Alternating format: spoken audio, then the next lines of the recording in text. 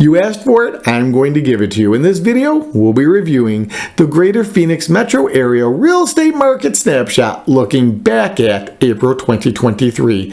A lot of surprising twists and turns. Wait till I explain days on market and wait until you see what's happened to the average sales price of homes here in the Valley of the Sun. So make sure you stick around to the end for that. Jennifer, what are we starting out with? I'll go with new inventory. The numbers for April 2023 are just a little over 7,300 as opposed to last month. It was a little over 8,000, and compared to last year this time it was 10,282. Pretty easy to see new inventory has been on the downward spiral ever since interest rates have skyrocketed. And that probably is because sellers weren't getting top dollar anymore and buyers weren't interested in paying top dollar knowing what their new payments were going to be. So that, in a nutshell, in my humble professional opinion, is the reason why new inventory has decreased. My guess, without my crystal ball, interest rates go down as they're predicted to do. We're going to see inventory start building because sellers can then feel that they're going to get top dollar again. Question is, and leave me your answer in the comments, will buyers take the bait? By the way, my name is Shawn Rogers, the lead of the Mr. Rogers Homes team, and we make videos all about Arizona, just like this one. If you're interested in learning more, please click that subscribe button, then take a tour of our channel. I know you're going to love it. Okay, let's get back to the Phoenix Real Estate Metro Market Update Snapshot. Well, you're leaving your reply to that last question in the comments. Let's see what we have next. Jen, what do you have for us? How about active listings? In April, we had just under 11,000. The previous month, we had a little over 12,500. And this time last year, we had a little over 6,700. So we are still low in inventory as opposed to the previous month, but still up in inventory as opposed to last year. Sounds like a broken record, or at least one that skips. Anyone that still listens to records will know what I'm speaking of. What I'm referring to is the steady decline of active listings and new inventory. The reason for that? Simple.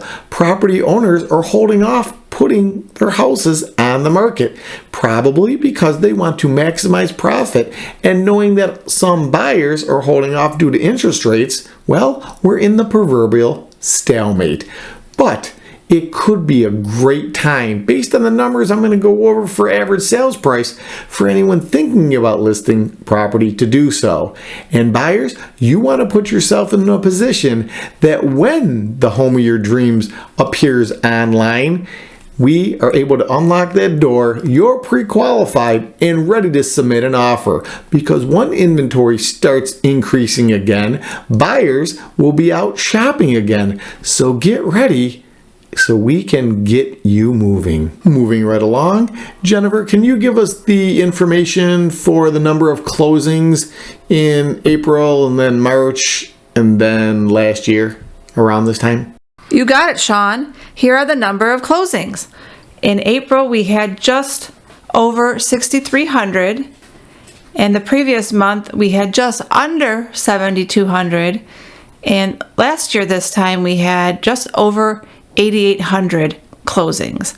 So number of closings are pretty low right now. For those of you that faithfully watch the Mr. Rogers Homes Market Updates, thank you. For those that are new, welcome. Make sure you click like and subscribe. That would be helpful.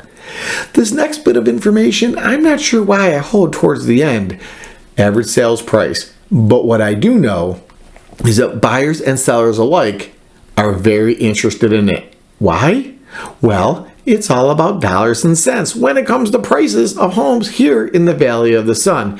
And as I mentioned in many of my past videos, I don't believe the prices were going to decrease. There was no crash. You're going to see all kinds of videos about the markets falling like the sky. Neither has happened. But what has happened, after we took a dip in prices, they have steadily rebounded back to where they were in most cases, but either way they're steadily increasing, and that's because inventory is still low. When inventory decreases, typically the prices will increase. Jennifer, do you agree with this? Yes, sellers want to know what they can profit, and buyers would like to know what they may need to pay. The numbers for the average sales price of April was just under $560,000, as opposed to the previous month, it was about $547,000, and last year this time, it was about $595,000. This next statistic is one of my personal favorites, sold to list price ratio. In the common tongue, it just means how close did we get to the list price when we sell a property. So, if a house was listed for $100,000 and we sold it for $100,000, the sold to list price ratio was 100%. If we sold it for $97,000, $3,000 short of $100,000, then our list to sold ratio would be 97%. And many times when the market is on fire, we sell over list price. So if a house was listed for $100,000 and we obtained $103,000, the sold to list price ratio would have been 103%. Thanks for explaining the sold to list price ratio. Here are the percentages. In both March and April, it was 97.4%, as opposed to last year this time, it was 101.8%. Wow, that's a huge difference. This next bit of information could have a double meaning, and what I mean by that is some properties are taking longer to sell. Even though inventory is decreasing, it's causing the numbers to reflect stale inventory in some cases. So you may be asking yourself, well, wait a second, if there's lower inventory, then why are some houses sitting on the market? Well, some sellers, with all due respect, may be asking more than the market can bear for a property that may not be in tip-top shape. When listing a property, when markets are plentiful of inventory, you have to follow what we call the 3 Ps, price, product, and promotion. You have to properly price your house. You have to have it in tip-top shape, great curb appeal, and you have to properly promote it. When the inventory is low, you may be getting away with 1 and or 2, perhaps all 3 of the 3 Ps. But depending on where we sit at any given time in the market, some houses just won't move as fast, and that's what's reflected in this next statistic. Listing success rate.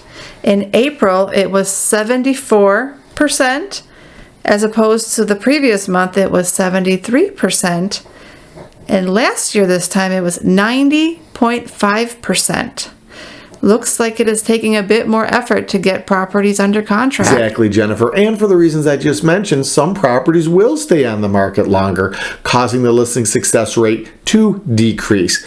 This doesn't necessarily mean anything's wrong with these properties. And when we bring new home buyers on, part of our consultation is to explain step by step what happens. One of the steps will be a home inspection, so we'll find out what's wrong or what's not wrong with said properties. But in markets where the interest rates are higher, some properties that aren't exactly where they need to be will sit a little longer. But fear not, like water, most will find their own level and have a sold sign in front sooner or later. We just rounded third and we're headed for home. For those that like baseball, you'll get the comparison. For those that don't, we're almost across the finish line.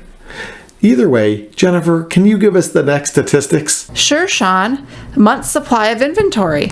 April had just under 2 months of inventory, and March pretty much had the same, but still higher than last year, which was about 3 weeks. Again, Jennifer, thank you for that information. When it comes to inventory, I'd like to see somewhere between 2 and 4 months. That's healthy. The fact that we're just under 2 months, nothing to be alarmed about, but it is an indicator that inventory is decreasing. We need more houses for sale.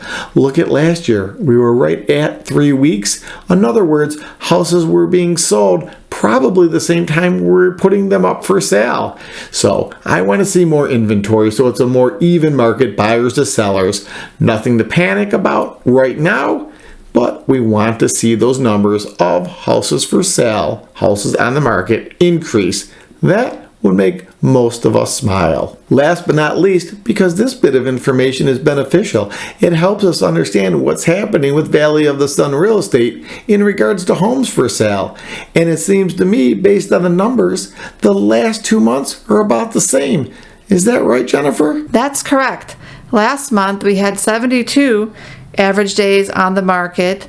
The month prior was 75, but last year they were flying off the shelf at only 27 days on the market. I truly hope you enjoyed this video. If you did, make sure you watch this one. Until next time, please take care. God bless America. I'll talk to you soon.